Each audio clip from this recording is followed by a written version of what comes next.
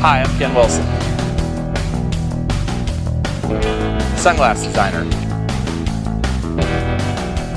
I'm a motocross rider, entrepreneur, innovator.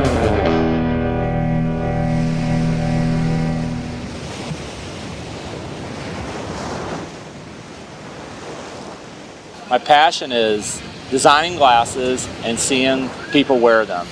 It gives me a warm, fuzzy feeling.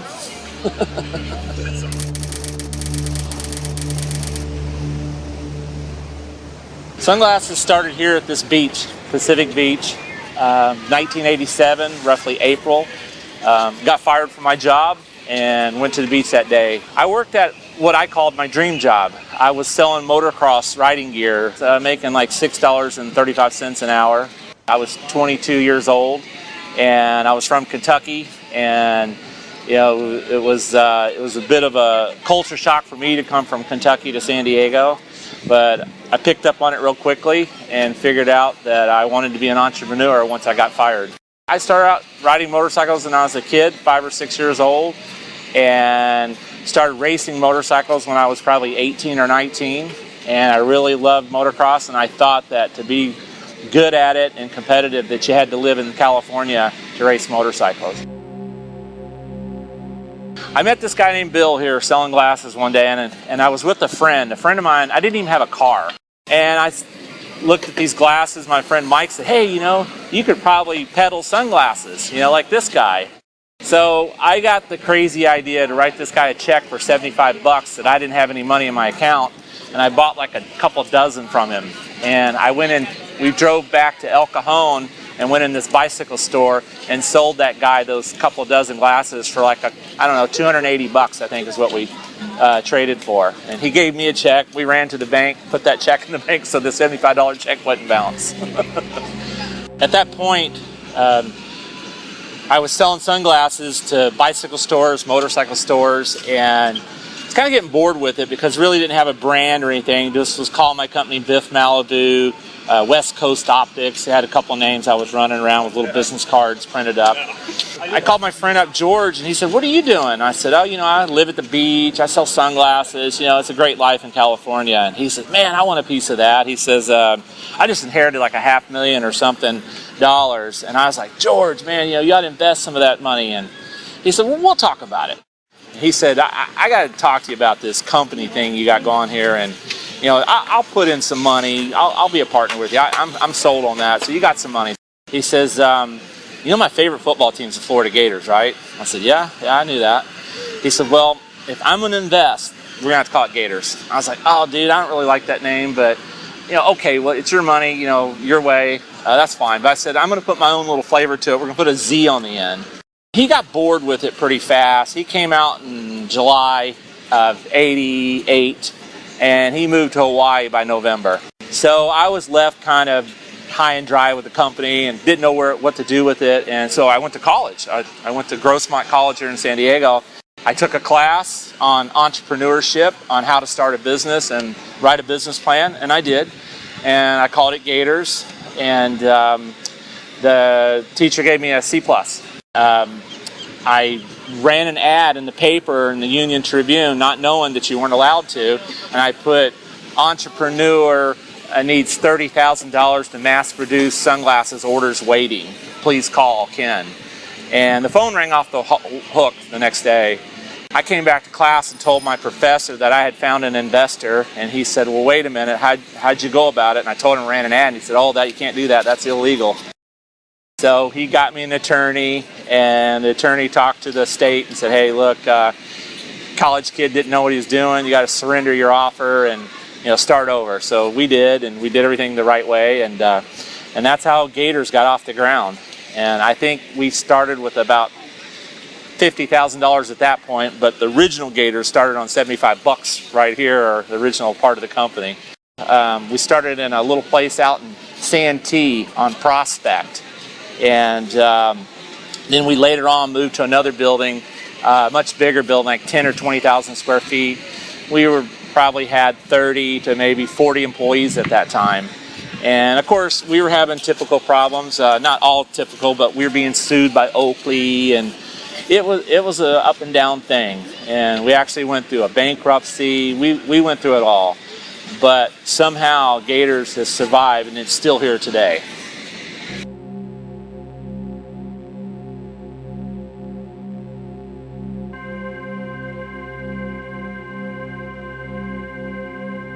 And that pretty much worked myself out of a job and out of a company. And I found myself not having a company no more and not having a job. So I was like, wow. I ended up going home one day and saying, yep, that's it. That's the end of Gatorz. And that'll be the chapter right there, and that's over.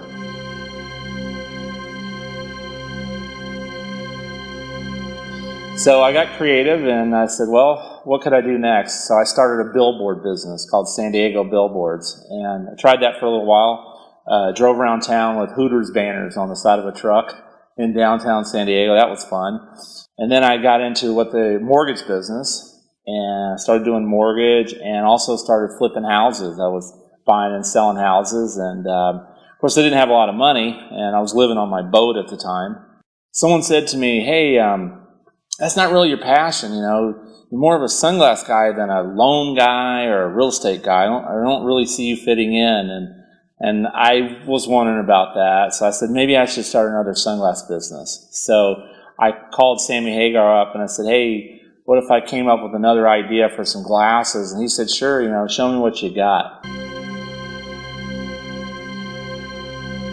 I think it was somewhere around Christmas time of maybe 2001. I think it had been about a year since I'd lost the company and things. And so I came up with this pair of glasses, flew up to San Francisco, went to Sammy's house, slid him down the table. We were sitting at this big kitchen table he had in his house. He was sitting one end, I was sitting at the other, and let me see what you got. So I slide these glasses down the table.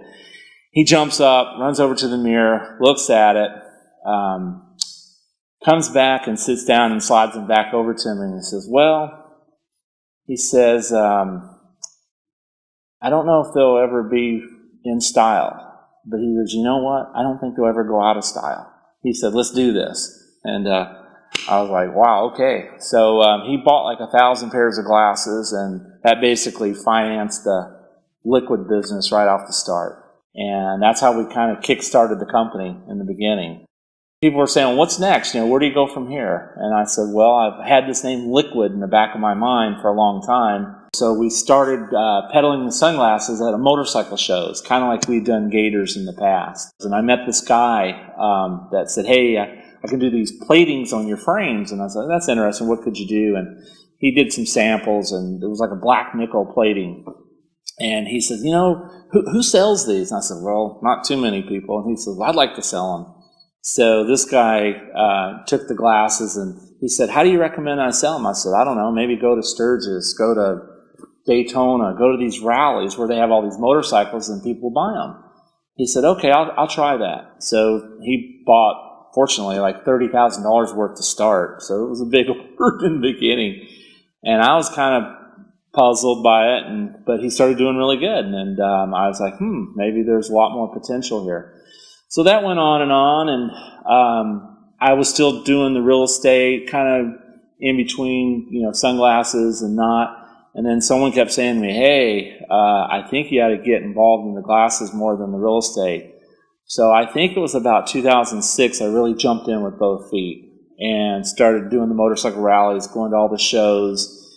And eventually we met people like Snap-on and Cornwell, all these other tool companies at these motorcycle rallies, and they kept saying we could sell these glasses on our trucks and things like that.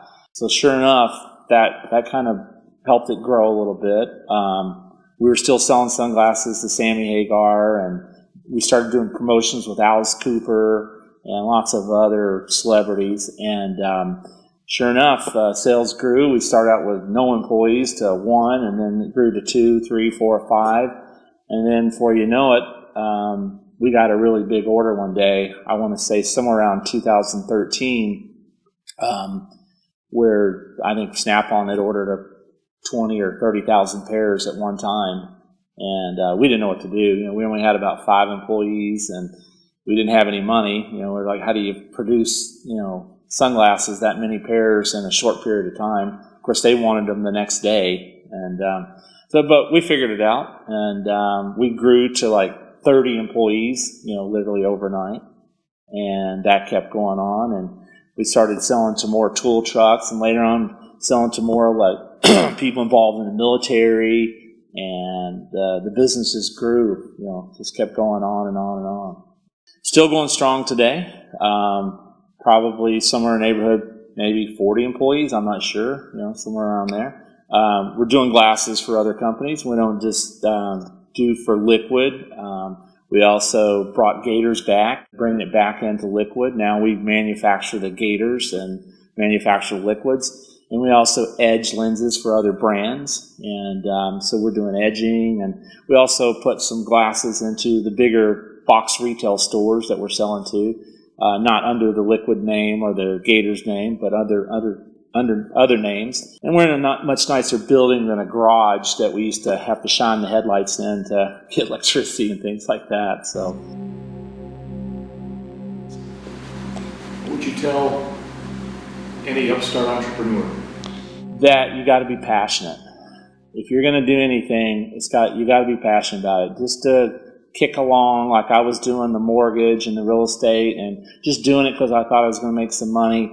I don't think just to make some money is good enough. You got to be passionate about what you're doing. And someone asked me earlier today, what am I doing wrong? I'm trying to be successful. And I said, what are you doing? He said, I'm doing everything. He says, I'm doing real estate, I'm doing this and that, and named all these things.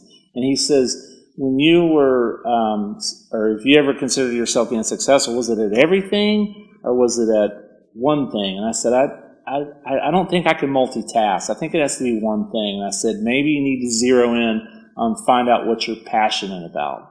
But I think that's the key to being successful, is being passionate. Definitely.